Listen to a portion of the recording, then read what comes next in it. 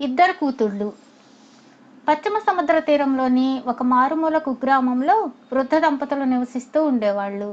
తక్కిన కురువు తెగ ప్రజల్లాగే నిరుపేదలైన వాళ్ళు. కష్టజీవనం సాగించేవాళ్ళు. వాళ్లకు ఉన్నదల్లా ఒక పాక, గోనె చింకి పాత చాప. రెక్కాడితే గాని డొక్కాడని బతికే అయినప్పటికీ వాళ్ళెంతో తృప్తిగా జీవించేవాళ్ళు. వాళ్లకు ఇద్దరు కూతుళ్ళున్నారు. ఇద్దరికి పెళ్లిళ్ళయి అత్తవారిళ్లకు వెళ్ళిపోయారు. అందువల్ల దాపులనున్న కొద్దిపాటి పొలంలో కష్టపడి పనిచేయడం, 2 పూటలా ఇంత తినడం, ప్రశాంతంగా బ్రతకడం, ఇలా సాగుతోంది వాళ్ళ జీవితం. బయట ప్రపంచంతో వాళ్లకు ఎలాంటి సంబంధము ఉన్నట్లు కనిపించేది కాదు. వృద్ధురాలు ఒకనాడు పెద్ద ఆలోచనలో పడింది. ఆమె పెనిమిటితో, మనం ఇద్దరమ్మాయిలకు పెళ్లి చేసి పంపేశాం కదా, వాళ్ళు ఇప్పుడు ఎలా ఉంటున్నారో ఏమో, ఒకసారి వెళ్ళి చూసి వస్తే బాగుంటుంది కదా అన్నది. వృద్ధుడు తల పంకించి, అవును, నాకు వాళ్ళని చూడాలనే ఉన్నది. వాళ్ళను చూసి 1 ఏడాది పైనే అయ్యింది. నా మనసులోని మాటే నువ్వు చెప్పావు. రేపే వెళ్ళి పెద్దమ్మాయిని చూసి వస్తాను అన్నాడు. మర్నాడు తెల్లవారుగానే ఒక అరటిగెలను భుజం మీదకి ఎత్తుకొని గొడుగు పట్టుకుని పెద్ద కూతురి వద్దకు కాలినడకనే బయలుదేరాడు. ఆమె 10 మైళ్ళ దూరంలోని మరో గ్రామంలో ఉంటున్నది. మధ్యాహ్నానికల్లా కూతురు ఇల్లు చేరుకున్నాడు. ఆమె కూడా తమలాగే దూరంగా విసిరివేసినట్టున్న చిన్న పాకలో ఉంటుంది. ఆయన వెళ్ళినప్పుడు పొయ్యి మీద కుండలో అన్నం ఉడుకుతోంది. గుమ్మడికాయను తరుగుతున్న కూతురు తండ్రిని చూడగానే, రండి నాన్న అంటూ లేచి ఆప్యాయంగా ఎదురు వచ్చింది. ఆ రోజు మధ్యాహ్నం తండ్రి కూతుళ్ళిద్దరూ ఒకటిగా కూర్చుని గుమ్మడికాయ కూర, వేయించిన మిరపకాయలతో తృప్తిగా అన్నం తిన్నారు.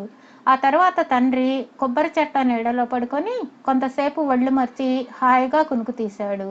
మర్నాడు ఇంటికి తిరుగు ప్రయాణమయ్యాడు.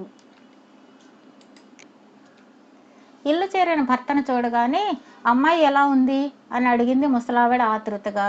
చాలా బాగుంది, మల్లాగే ఎంతో హాయిగా ఉంటుంది అన్నాడు భర్త సంతోషంగా. తమ కూతురు మంచి కుటుంబంలో ఉంటున్నందుకు వృద్ధ దంపతులు ఎంతో సంతోషపడ్డారు. మరో వారం తిరిగేసరికి పెద్దాయనకు చిన్న కూతుర్ని కూడా చూసి రావాలన్న కోరిక కలిగింది. ఆ మాట చెప్పేసరికి భార్య కూడా సంతోషించి ఆయన ప్రయాణానికి ఏర్పాట్లు చేసింది.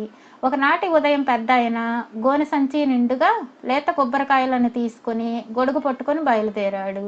సాయంకాలానికి కూతురు ఊరు సమీపించిన వృద్ధుడు ఆమె ఉంటున్న ఇల్లు ఏదో గుర్తుపట్టలేకపోయాడు. అక్కడున్న వాళ్ళని అడిగితే ఒక పెద్ద మనిషి పెద్ద ఇనుప గేట్లతో ఉన్న 2 అంతస్తుల మేడను చూపాడు. దాన్ని చూసి వృద్ధుడు చెప్పరాని ఆశ్చర్యానికి లోనయ్యాడు. అంత పెద్ద మేడను అతడు అంతకు ముందెన్నడూ చూసి ఉండలేదు. అంత పెద్ద ఇంట్లో ఉంటూ ఎవరైనా సంతోషంగా ఉండగలరా అనుకున్నాడు అతను. అక్కడ తన కూతురు ఉండే అవకాశమే లేదనుకొని వెనుతిరగబోయిన వాడల్లా, రండి నాన్న అన్న పిలుపు విని ఆగిపోయాడు. కూతురు తండ్రిని ఆప్యాయంగా పిలుచుకుపోయి లోపల సోఫాలో కూర్చోబెట్టింది. అలాంటి సోఫాలను అతడెన్నడూ చూసింది కూడా లేదు కనుక ఆయన చాలా ఇబ్బందిగా కూర్చుంటూ, మట్టి అరుగు మీద కూర్చునేంత సుఖం మరెక్కడైనా ఉంటుందా అనుకున్నాడు. వ్యాపారం లాభసాటిగా సాగి తామెలా ధనవంతురాలైనది వివరిస్తూ కూతురు వంటను పూర్తి చేసింది. నేల మీద అరిటాకు వేసుకుని గుప్పెడు మెతుకులు తిందామనుకుంటున్న అతనికి ఆ వంటలను చూసేసరికి కళ్ళు చెదిరిపోయాయి. బల్ల మీద రకరకాల కూరలు, చేపల వేపుళ్ళు, ఆవిరులు వెదజల్లే అన్నం, అందమైన పళ్ళాలు చూస్తుంటే అతడికి నోట మాట రాలేదు. కూతురు అల్లుడు పక్కనే కూర్చుని కొసరి కొసరి వడ్డిస్తూ తినమని బలవంత పెట్టారు. అతడు ఏమీ తోచక చాలా తికమక పడ్డాడు. ఆఖరికి అతడు ఒక చేప ముక్కను తీసుకున్నాడు. అన్నంలో చిటికెడు ఉప్పు వేసుకొని కలుపుకుంటూ నంచుకోవడానికి మిరపకాయలు అడిగాడు. అయినా కూతురు కొడుకు బలవంత పెట్టడంతో అక్కడ వంటలను కొద్ది కొద్దిగా రుచి చూడడంతోనే అతడి కడుపు నిండిపోయింది. వెంటనే తూగు వచ్చేసింది. పడుకోవాలనిపించి గోనె చింకిపాత ఇమ్మని కూతుర్ని అడిగాడు. అయితే ఆమె తండ్రిని పడక గదిలోకి తీసుకువెళ్ళి పడక మీద పడుకోమని చెప్పి వెనక్కు వచ్చేసింది. పడకకు 4 వైపులా ఉన్న స్తంభాలకు దోమతెర కట్టబడి ఉంది.